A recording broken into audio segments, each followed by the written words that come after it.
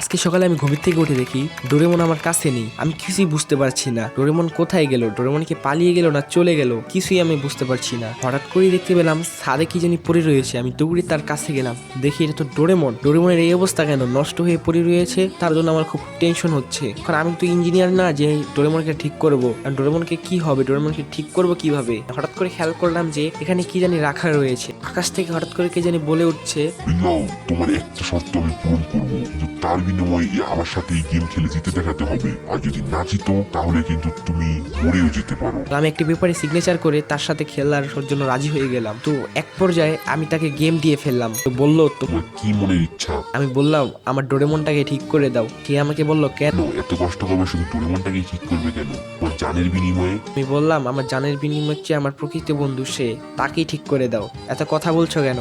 আচ্ছা দাও, তোমার ডোরেমনকে ঠিক করে দিচ্ছি। কোন দেখে আবার ঠিক হয়ে গেল। ইয়েস, সফল হলাম।